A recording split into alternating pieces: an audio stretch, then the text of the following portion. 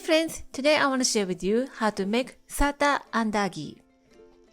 These are sweet deep-fried donuts, as known as Okinawan DONUTS.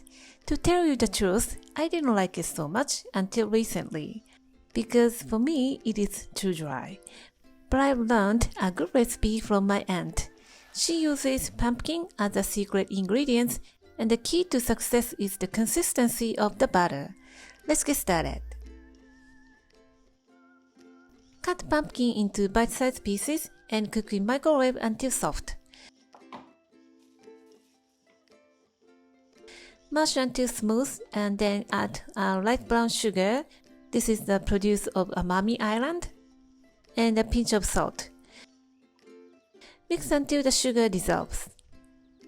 Before adding the eggs, make sure the temperature is not too hot. Otherwise, the egg would cook and it doesn't make the batter.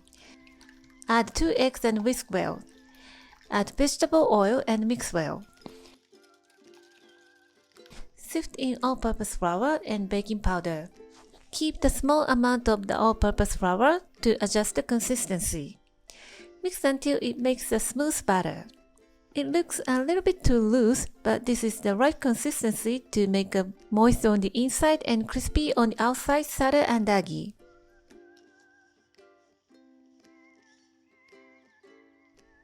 Heat the oil up to 160 degrees Celsius, 320 Fahrenheit. When you stick the chopsticks into the hot oil and the small bubbles coming up, that is 160 degrees Celsius. Use the 2 spoons and drop the butter into the oil. Don't worry too much about the shape. It will be swell and it naturally makes up the balls. The oil temperature is lower than usual, so it takes time to cook through, and it's going to take 5 to 6 minutes. While cooking, the donuts open up and it looks like laughing. Alternately, you can use the piping bag and drop the butter into the oil to make a small size Sata Andagi. It's going to take 3 to 4 minutes to cook through. In both cases, deep fry until the outside becomes dark brown, the signature appearance of these donuts. When you take it out, hover over the hot oil for a few seconds and drip off any excess oil to make it light and crispy. And that's it! And the longer cooking time makes it last longer than the usual donut. They say you can leave it for up to a month, but I think it's better to finish up in a couple of days. You can freeze it and reheat just before serving.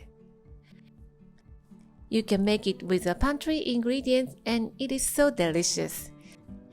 Serve with iced tea and it will make a nice summer treat. Give it a try and let me know how you like it. Thank you for watching the video. Give me a big thumbs up and share the video with your friends and families. And don't forget to subscribe to my channel if you haven't done so already. Follow me on the social media and tag me on your post if you give it a try.